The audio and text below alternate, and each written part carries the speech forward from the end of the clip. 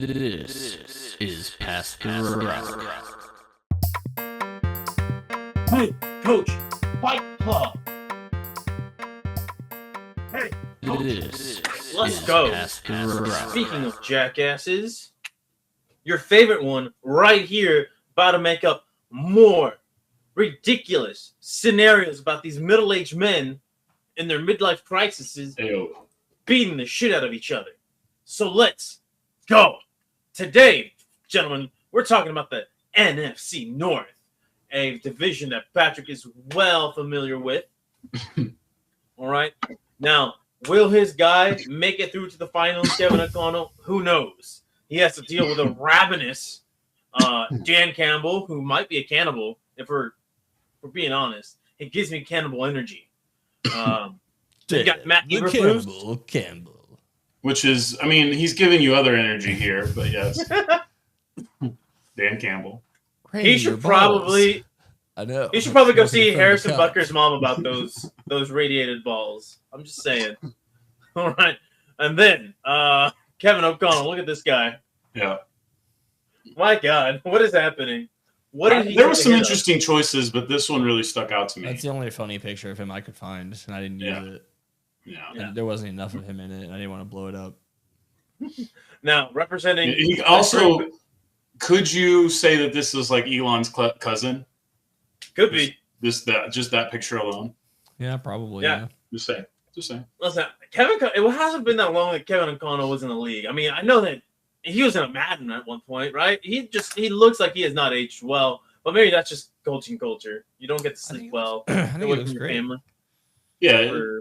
You start to lose that fraction of the hairline at some points in life, and then it just ages you up. Almost every guy who wears a football helmet, it seems. Yeah, it does feel like the football helmet has something to do. I used to think the hat had something to do with it, but my good friend Douglas has had quite a flow for his whole life, and I've never not seen him wear hats. So fair. I don't think that's I think it depends. I think the hat's fine if you're taking care of your hair. Yeah. But obviously, for some people, it just absolutely doesn't matter. They just have that gene. It's just strong as hell. Yeah. Now let's talk about this next guy that Bethke's very familiar with. Maybe he misses. I don't know. Matt Eberflus, former Cowboys defensive coach. Bear down. Let's go. Big deal. When we lost him, everybody was mad. He wasn't ever the DC, was he? I don't think he was the DC. No, he was linebackers coach. He was the second in command to Rod Marinelli. Okay, that's fine. Yeah, and then but he had been there before. I think he had been there for a bit. But yes, that was his last title at least. Yeah, and then the guy that I'm going to trigger Aaron Rodgers fans with by saying he's responsible for that renaissance that he's had. Matt LaFleur. Why? Prison Matt LaFleur. This is just a tired meme that everyone's done over and over again, but it was basically the only thing that was funny enough for him because his name does populate a lot of funny memes, but they're Aaron Rodgers usually photoshopped onto Ben Stiller's head from Dodgeball. Yeah. So it's kind of tough it's tough to get the perfect one. So that was as good as it was. It is the first thing I think about every time I hear his name because I watched Dodgeball so many times as a small. And it would be bigger if rural America's team had better internet connection, but unfortunately, for Packers fans across the nation, their satellite has to get quite adjusted just so they can download an image correctly. So programs like Photoshop just practically non-existent in Packer Nation. Taking shots at the state of Wisconsin, I love it. At the whole world, actually, I've found that there's a lot of Packers fans in places where like streetlights don't exist. All right. I'll give you Milwaukee, but yeah, you're mostly right. Milwaukee's not that small a city. Well, I mean, even around Texas, man. I feel like you could make an argument that America's team, we know that whole trope. We don't have to beat that dead horse. Kind of dirties the data because it gives you too much. Like, there's too many other people that will just leech onto it. It doesn't give you the pure rural. Yeah, but I feel like it's rural America because Dallas Cowboys, rural America doesn't feel like that's a hardworking program anymore. So they look at the Green Bay Packers and they say, I like it. It's owned by the people for the people. That's how everything should be. Kind of like not like a socialism. That's a bad thing. All right. Goddamn. All right. Let's see what shenanigans we can get these guys into. All right. So the 1 versus 4 matchup would be Campbell versus Eberflus, and then the 2-3 would be LaFleur and Connell. So I'm gonna flip a coin to see which one we're gonna get. All right. If it lands on heads, you can't see. Dan Campbell 1-4. LaFleur, whatever. I'm just gotta take my word on it. I trust you.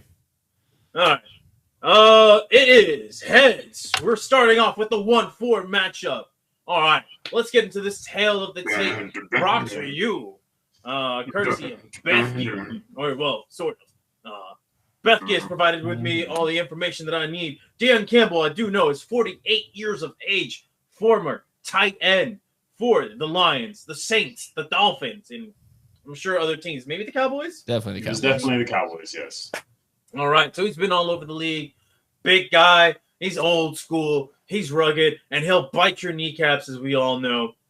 And back in his heyday, he stood in at what? 6'5", 265 is what they have him reported at. So that's probably last playing weight. Yeah, that's he's probably like 6'5", 290 now. Yo, coach. Oh, yeah, that coach definitely got some meat on his bones. And his All balls. Right. And in his balls. And then we got Matt Eberflus, his opponent. You know, Matt Eberflus, I always thought he was older than he actually is. I think he's just great early. I looked at a bunch of pictures of him, and I was not sure.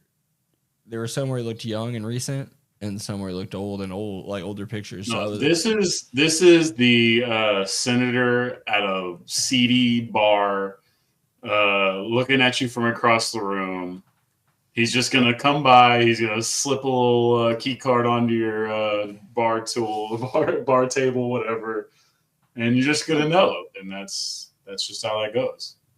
All right, I'm looking up at these Google images, and it's weird that he looks younger with a beard than he does babyface. I don't know. That might just be my perspective on that. But yeah, this dude, he does have a shady look to him. It's the slick back hair, man. It's that slick back, Pat Riley-esque hair. I know he's done something shady in the past. I feel it in my bones. But yeah, he's definitely outweighed here. He may be the more experienced fighter based on age, but he is shorter. We talked about he's what, around 6'1", 6'2"?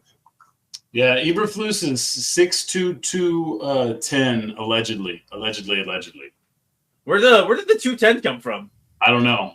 This is why I said allegedly, because whenever the coaches aren't ex-players, it's always just hella allegedly. All right.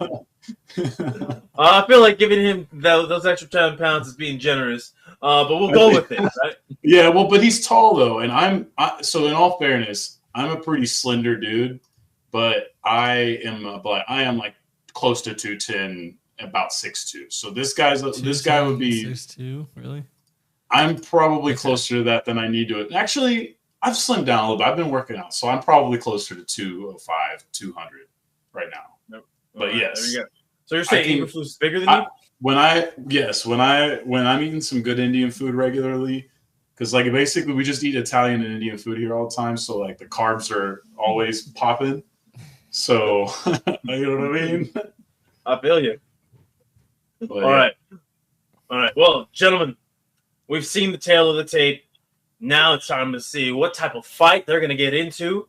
And I'm going to spin the wheel. Wheel! We I got... wait until he's ready to hit the button before I do that. All right. I should hit it on our end, right?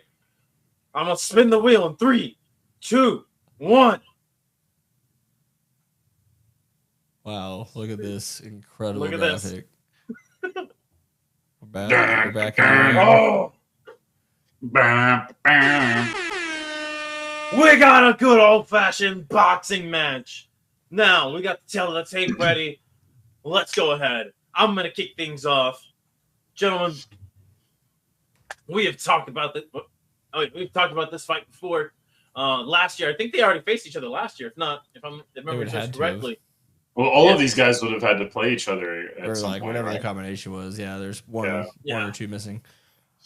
Yeah. Well, listen, we all know who the betting favorite is in this potential Fight Club division, and that being Dan Campbell. And the way that I picture this going, it's a 1-round fight. All right. Listen, Eberflus may qualify as a heavyweight. All right, but this is Dan Campbell. He's a super heavyweight at this point. He's got the length, he's got the girth, he's got the tonnage, as Skip Bayless would say. And he's gonna get inside of Matt Eberflus, and he's gonna bother him with set girth and tonnage, hit him with the length, and it's over for him. Matt Eberflus takes it on the chin, and it's over. Way too 1-round late. knockout. We got the one-hitter quitter. It was a little one forced pump. Diddy, but it was Diddy. It was Diddy nonetheless. The only kind of Diddy there is. Embarrassing. Anyways, I don't see this going very far. Dan Campbell's real competition is in the next round, possibly, depending on how this goes. But guys, I'm gonna hand it off to you, Becky. How do you see this fight going? Do you think your old defensive coach has got a chance in this? Yes, actually, because we're having a boxing official rules match, okay? So this is actually going to hurt Dan Campbell because, unfortunately, he doesn't understand how these rules work, right? Like, that's not what he's here to do. He's hype up guy. So he starts with the boxing, but unfortunately, he starts throwing the leg kicks out there. There's a little bit of warning. Everybody's like, hey, bro, that's the wrong sport. He's like, oh, my bad. Next time he goes out there, he starts trying to sumo wrestle him. They're like, no, bro, it's still not the right thing. So eventually they go through at least 20 different art forms of fighting before he finally understands that it's just the straight up put him up fight. At this point, Eberflus has taken a bit of a beating. So unfortunately, Dan Campbell does get a nice hit, but it's straight to the balls. His entire sack explodes. And then by technicality, now, slightly less, of a man, Matt Eberflus gets to go to the next round because Dan Campbell he violates the rules. It's over. It's, you're not allowed to low blow, and he literally win exploded. by disqualification. Yeah. So there you go. Oh, wow. Okay. Yeah. I guess it's up to me to break this tie. All right. It is up to you to break this tie of who would win in this fight. Yeah, so I like Bethke says, I do think that it being like a sanctioned fight slows Campbell down a little bit. So I think this thing does go the distance. But I think it's a lot of like 9-7s, 9-7s. Campbell wins it pretty respectfully. Eberflus looks real slow and tired at the end. But so you're saying Eberflus is a good technical boxer? He's really he's quick on the deflections, but he's not really getting. He's not landing hits. He's a smart guy, smart. so he's just going to come at it with a better plan of attack. Like he knows Campbell's going to come out, tire himself out a bit. He'd think in the middle rounds will be where I get my shot. Doesn't really even get a whole lot of that. He's riding the ropes really well. He's an old man. He's a fighter, and he fought to the end with no real chance. But he was there, and he ran the marathon. He finished it just dead last. Maybe that's a worthy of So Dan Campbell losers bracket there's no losers bracket, so it's just over for him. Yeah, it's just over for the good old. Maybe man. he gets the sportsmanship award. Maybe. But I want to play this clip of Skip Bayless giving us his commentary on this. Oh, what is it silent? Why is it silent? A muted button. You've brought us a video without sound, but it has sound on my end. And look, embarrassing. That's the only thing we can say about that. There's other things we could say about it. Well, Nick, James, is the man retarded? Shouldn't use that word, but sure. Developmentally disabled. You should use that word, but sure. Wow, you just used the word on me. All right. Well, that's embarrassing. As what did Skip say? The Drizzler. What did Skip say? Should I say it verbatim? Might as well, yeah. You can tell Actually, us if you remember it. yeah. Too bad the audio All right. cuts whenever you show the video, because I'd want you to do it to synchronize it to the video, but we can't do that. I don't think. Well, if he does it now, Okay. If I do it now, let's see. if he does it All right, perfectly hold now, on. then I can cut it over. Unfortunately, I can't get the video to play on my end now either. Yeah. Well, Skip Sometimes, has said a lot of this is things. So unfortunate. sometimes while you're Skip streaming, us- the computer wants a lot of other things that it can't do. this week we were laughing about something Skip didn't say, but something that we saw Skip see someone else say live on television. Go on. Paul Pierce was moderating the what's the show called? This one? First Things First? Take the pizza. Yeah, Wait, whatever no. this one's First to called. 9. Yeah, whatever this one's called. Jump the break. Paul, for some reason, they thought it was a good idea for Paul Pierce to be the one sort of moderating it. Well, he's the truth. And he looks at a sheet of paper and shows it to Keyshawn Johnson and says, "Look at this, Keyshawn," on live television. He said shit. No, he said the word I can't say. I could have said shit, but I can't say I can't say the Does it start with a. It was a R, conversation. R, It's a or an N? conversation. No, it's a conversational word often used by young black men Okay. and sometimes young Hispanic. Actually, oftentimes by young Hispanic men and Asian men. Without Yes, specifically young Hispanic men in West Dallas. with Edgar haircuts. Yes. I don't know if you've ever been in North Texas, like holding cell, but you'll hear that word quite often, and you're the guy in there that's like, Is I'm it not the ready. rule? I'm not ready for this. It's the rule of many a nary, right? You might hear a many, but there will be a nary around. Yeah, I'm good. Hilarious. All right. Either way. Who did we see say that about Hulk Hogan? Is it Booker T? Oh, yes, it was Yeah. Booker T. That's a funny. It was- That's a very funny promo that he cut by accident. I've seen Yeah. I've seen some of that stuff. There was a moment on Twitter where Vince McMahon is going to hell was just trending, and it Oh, was just cut with all of the things that they've published and put under the WWF and WWE name, and it's incredible, truly. I mean, that's just a guy accidentally. I don't know that. Yeah, I don't know. That There- feels different. That clip. But the problem is Very. when you have the history around it, it falls into place, doesn't it? does. All right. Let's see if this one. I had to download a new clip. See if this No. one works. Just busted right inside him, and he can't extend on me anymore, and he seems a little overwhelmed by my girth and tonnage. Nah, he knew what he was doing there. I don't give a fuck. Yeah, he's got writers. It's not. Yeah, they were that desperate for clicks. He's not improv. I just busted right inside it. Well, that's what Dan Campbell did to Eberflus. He busted right inside him. And he advances to the next round. Now, let's go on. Wait, Oh, man. Eberflus busted? He got busted. No, Campbell. Okay, all right. Yeah, I was just Campbell. making sure there wasn't some sort of massive upset that I just missed. No. You tried. Although you did try it. Well, I felt like it was for the audience mostly, but It's fair game. That's fair. All right. Now to the 2-3 matchup: Matt LaFleur, Kevin O'Connell. Both these men. All right. Let's be real. I don't think we're expecting a big time back and forth fight on this one. I'm pretty sure I remember last year's going this way, and I think they all ended up being like boxing matches of some sort. Yes, but Because now I'm pretty sure we had a conversation about how these two would be the ultimate unfair fight with the reach between the two. It's a very significant reach. I don't know their wingspan, obviously, but 6'5" versus 5'10" is What tough. you gonna do, son? Oh, that's Get out of here, little that's man. very tough. Oh, all right. We'll see what, Well, depends on what kind of fight it is. Yeah, that's true. You're right. It's true. And I'm gonna spin the wheel now. I don't have See my mind what the made up results already. are. All right, and I got the results on the screen in just a second. So beautiful. What is it? Oh, a bar fight. Oh, bar fight. a good old-fashioned Tonight there's gonna Midwestern be a bar fight. bar fight. That's right. There is Down in no old Milwaukee. better way.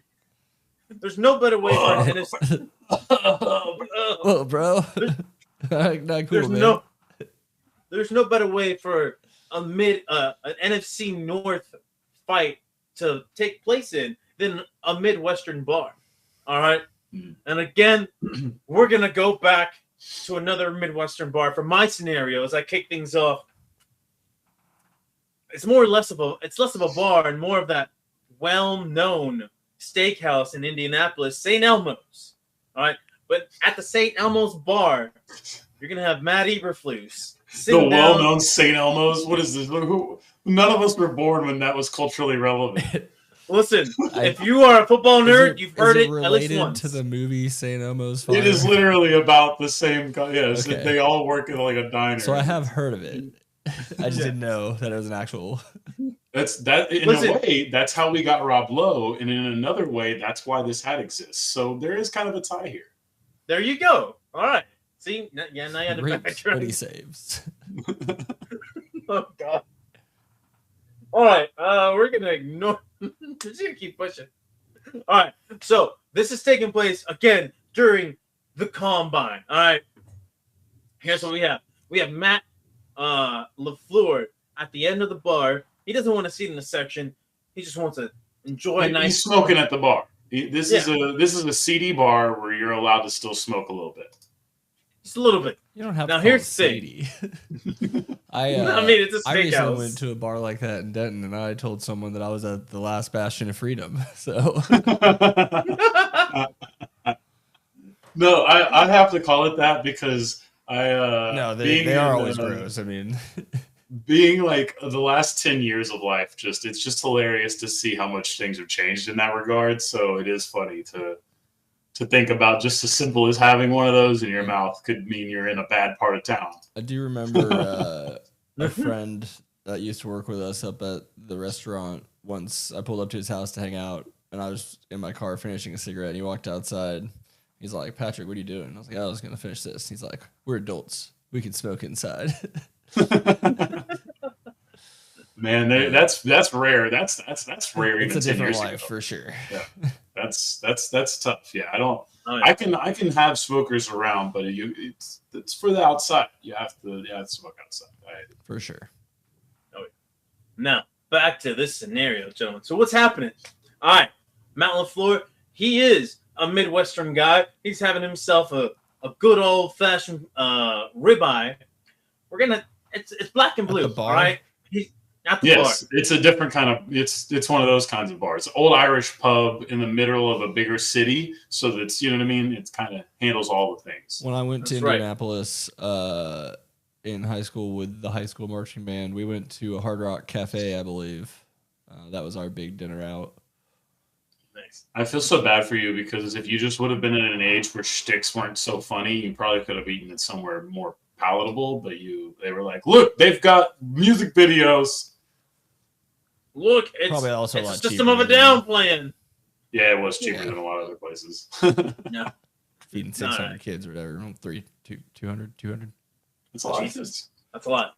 But yeah, so our boy Matt LaFleur, he's just enjoying a nice steak. He's already ripped a cigarette in the parking lot before coming in, but he has one ready in the front pocket.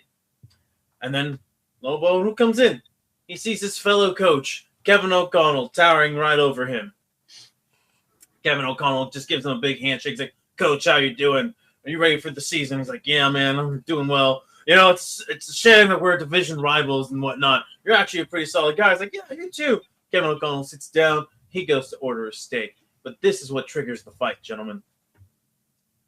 So, as he sits down, he orders himself a White Claw, Kevin O'Connell, and he orders a filet mignon well done. That triggers something in Matt LaFleur, who grew up in Michigan, eating his steaks barely cooked. All right? He has himself, I don't know what's a popular Midwestern beer, but you pick it. That's what he has in bottle form. Milwaukee's best. I don't know. I guess so. Oh, no. Milwaukee's best. Man. And what does he do? He cracks that son of a bitch right over the head of Kevin O'Connell. Kevin O'Connell's like, what the fuck? What is wrong with you?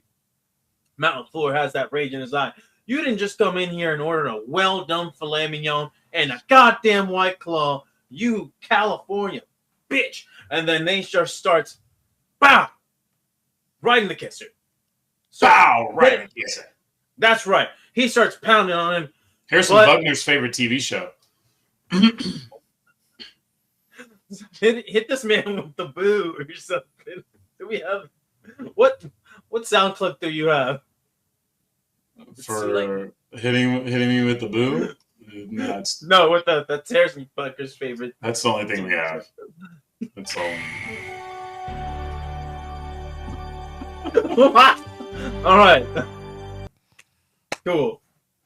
Anyway, Kevin O'Connell, he's been taken by surprise, and Matt LaFleur has been taking advantage of basically with a sucker punch or a sucker swing with the bottle. Kevin O'Connell's bleeding because he has glass shards right at the top of his head, but he manages to get one good hit in on Matt LaFleur.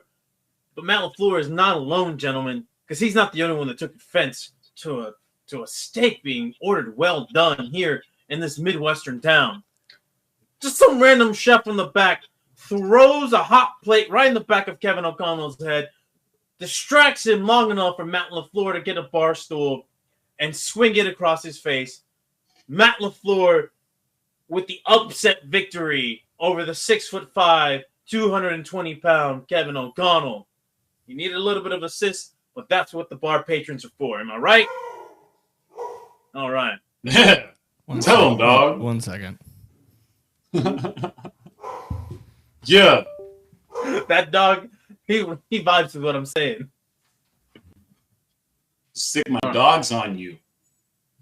Yeah, I like that a lot. Who's going to have to bat up next with this? Are we going to let Patrick decide, or am I going to? Because we already know we already know. Yeah, just you know UPS. what? Okay. I'm gonna put this. I'm gonna put this in your hands, Bethke, at the end. So let's figure out what Patrick goes with in this scenario of these two head coaches duking it out at a bar.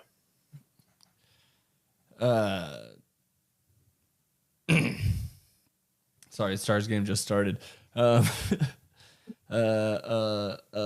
Yeah, so I mean, I'm not gonna pick Matt LaFleur, so I'm taking O'Connell. It's just not gonna happen, and I could dress it up pretty for you, but I am very distracted. I feel you. Well, that means that I have a decision to make here, and it's going to be a difficult decision to make. But it's one that's been a long way coming. You know, there's a lot of history between these two coaches and the teams that they represent. There's, you know, this thing means a little bit different to those folks. So even though there's nothing to do but get drunk in a bar during the cold winter months and painfully watch these two teams play football all season. Very painful. This is, I guess, going to happen in the off season. I don't know. Let it be during the season. Fuck it. I don't care where your brawl is. We've already kind of talked about the different venues it can be. I'm good with that. But really where I think this fight takes place is in the low blows and in the extremes. So after a little chest to chest, a little hold me back, both posses, obviously these guys are showing up with posses. You know what I mean? Neither one of these men is fighting someone on their own. Neither one. Zero chance. So they both have posses, but most of the posses are all just they're all the hold me back boys. But finally some words start getting exchanged. Matt LaFleur takes offense to some stuff. I think there's some short jokes involved. He's 5'10". He's not that short. But since Kevin O'Connell is officially, over the 6 foot, and he's comfortably over 6 foot, he now gets to play the short card as if Matt LaFleur is truly like Kevin Hart levels of diminutive. To which Matt LaFleur says, well, how about this? And proceeds to grab his nuts and break them through his mouth. Jacob's got back-to-back nuts. A lot of nut stuff going on right now. I don't know what's happening in his life. But Hey, Kevin Hart said that all white guys know how to make jokes about is dicks, and I'm trying to live up to that. Fair enough. Fair play to you. And I'll do it again. And so that's how it starts. Kevin O'Connell, he's bleeding profusely. He's down on his knees. It looks like the fight's over. Everyone's stunned. No one knows how to react. But out of nowhere, boom! Matt LaFleur's head explodes. What? What just happened? On either side of him stands two scorned men. One from the past, one from the present. As the duo, the dynamic dumbass duo of Green Bay quarterbacking history come together to throw footballs to meet at a perfect trajectory to explode Matt LaFleur's head.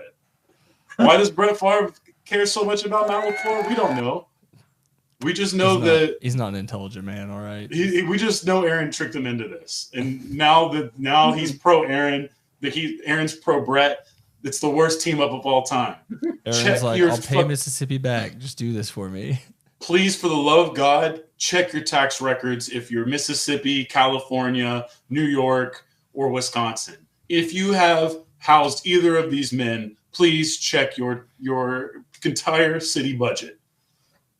Oh, okay. I did not expect this plot twist right now.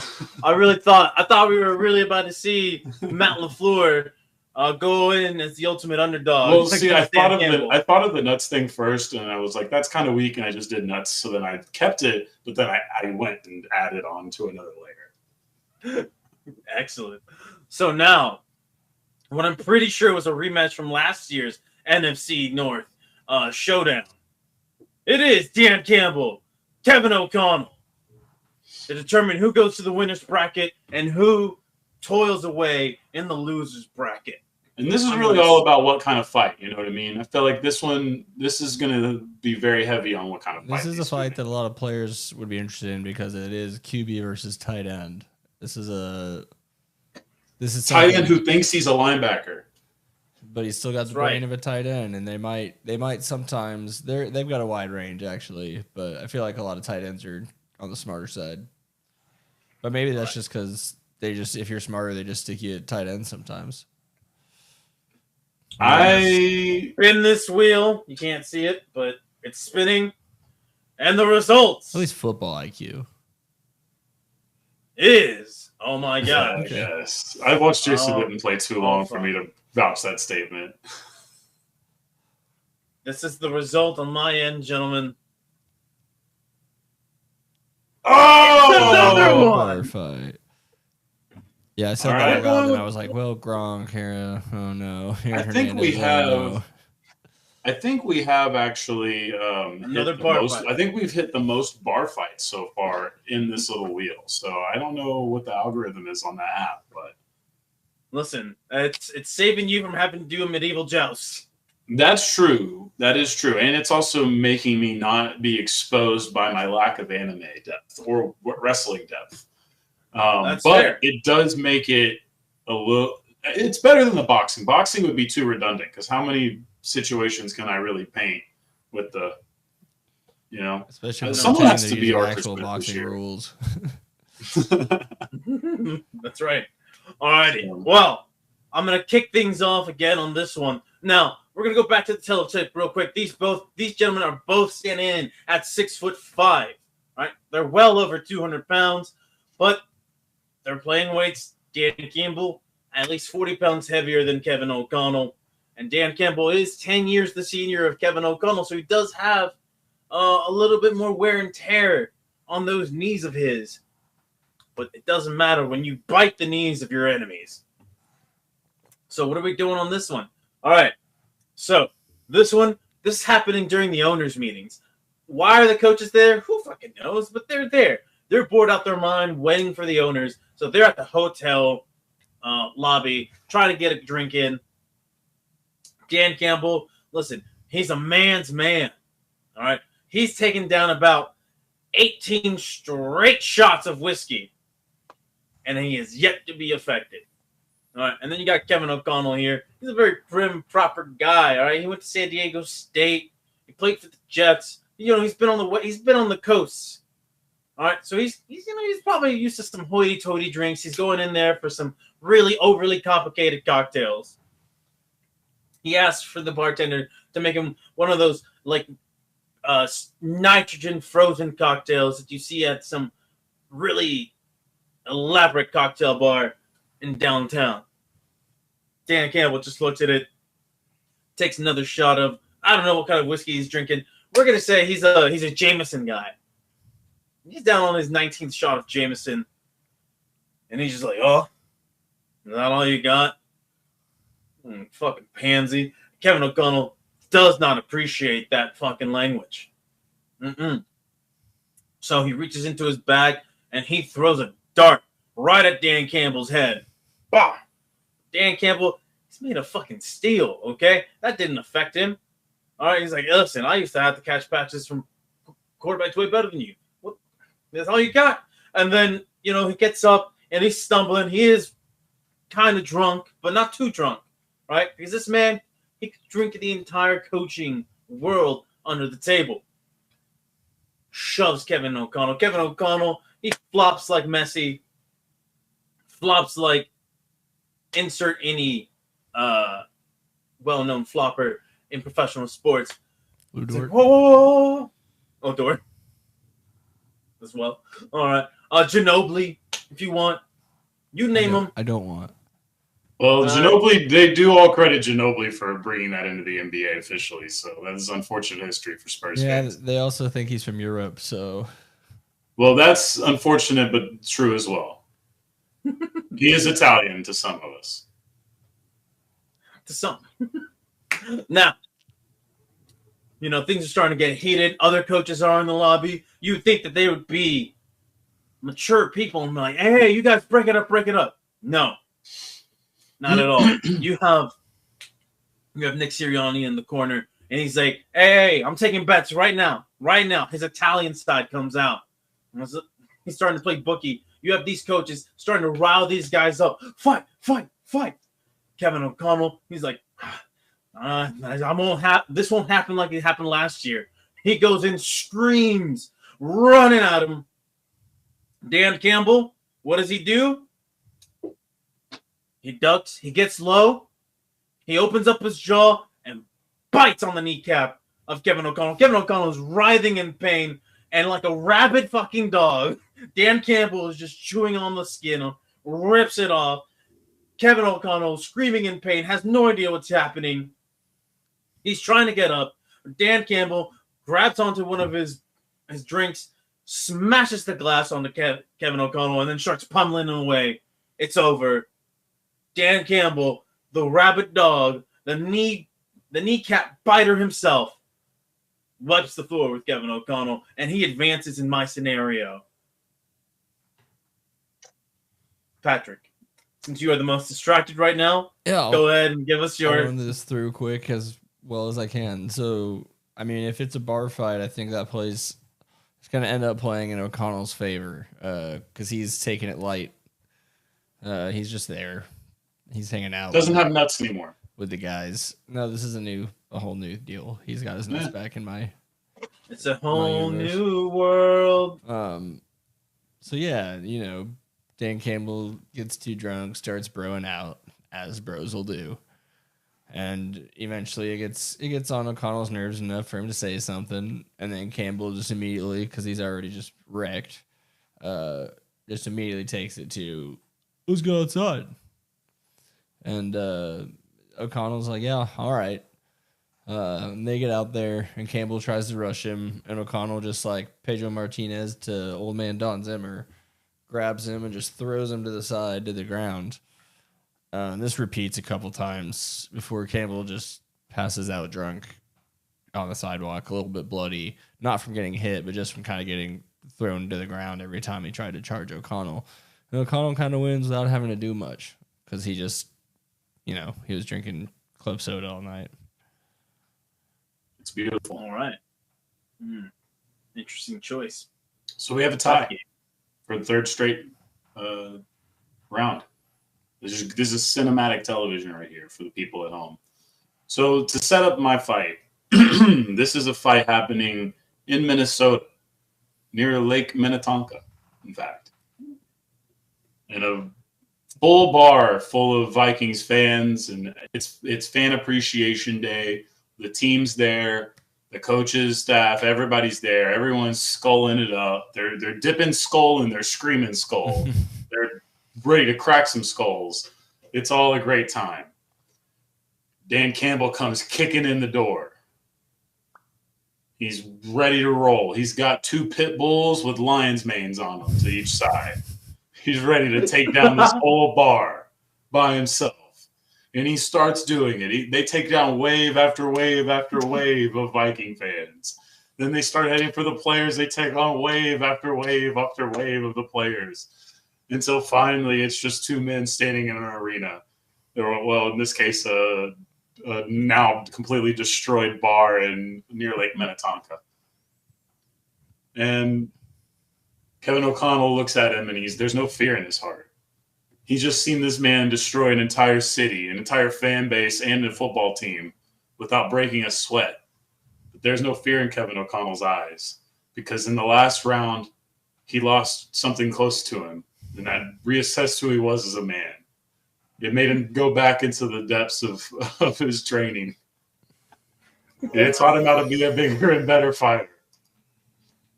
And after a nice solo bout, he hits him with the combo. Hits him too hard up. Dan Campbell gets the big lumbering swing over. O'Connell ducks. Hits him with a couple body blows. Then gets a nice little spin on him as another big lumbering fist heads his way. Gets the spin on him. Kevin O'Connell kicks the back leg out. Puts Dan Campbell on his knees. Takes him around. Pops his head. Busts it right open. What is happening here? Kevin O'Connell is the victor. How did Kevin O'Connell win this fight? Because I found a Roadhouse clip that happened to work with what I was already trying to do. Roadhouse. Not the new one, the old one. Shout out to Patrick Swayze, R.I.P. In a major upset, Dan Campbell goes into the loser's bracket, and Kevin O'Connell advances into the winner's bracket. This may be the biggest upset so far. Dan Campbell's going to be a heavy favorite in the loser's bracket. We've seen that before. So yeah, Tomlin came out of there last year, I believe. Yeah, you can make your way back into a great position if through the loser's bracket for sure. It's going to be a very difficult test. Indeed, it will be. Now, with that concludes the NFC North Head Coach Fight Club edition. This is Past the Rock.